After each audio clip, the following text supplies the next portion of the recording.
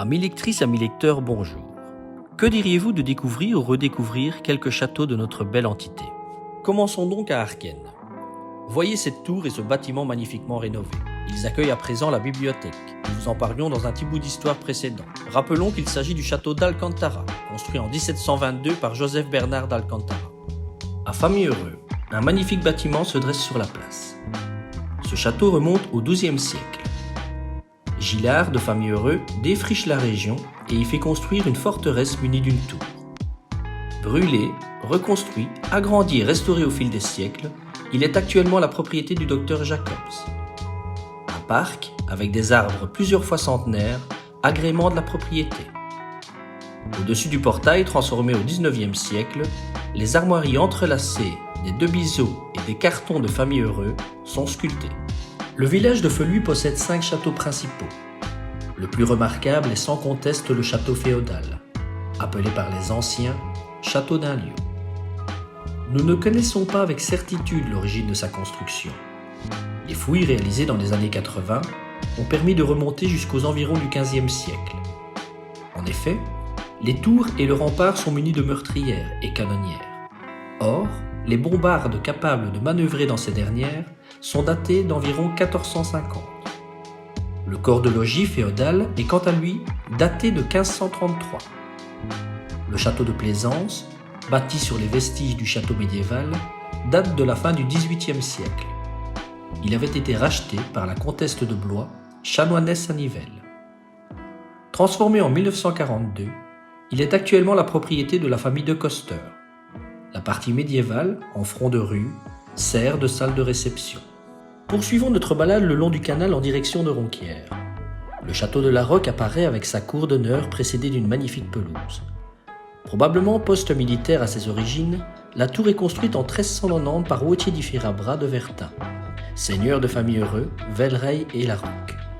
Celui-ci n'y séjourne pas longtemps car il rachète la seigneurie de Famille-Heureux où il meurt en 1411. Différentes familles se succèdent, les Bestenrade, les Delalieu et finalement les Mikils. Le château de Miremont est construit en 1851 par François-Louis Delalieu et son épouse Pauline Dubré. Il est entouré d'un parc de petite taille. Des hêtres pourpres et une double rangée de magnifiques tilleuls y sont plantés. Ceux-ci seront rasés en 1966 au décès de Madame Delalieu. Une allée bordée de peupliers d'Italie menait à la demeure. Quelque temps inoccupé, ce château est habité ponctuellement par la famille. Des réceptions y sont organisées. Au centre du village, en contrebas du château féodal, une autre demeure est connue sous le nom de château Trichon ou château Nopère. Il est construit par Léopold Nopère. Bailli de Feluy et maître de carrière, il entoura son château d'un parc aux nombreuses représentations artistiques. Actuellement, le propriétaire est le notaire de Bouche. Rue de la Coulette, voici le château Scarron, en wallon, château des Trappistes, car en effet, il s'agit d'un ancien monastère de l'ordre des Trappistes.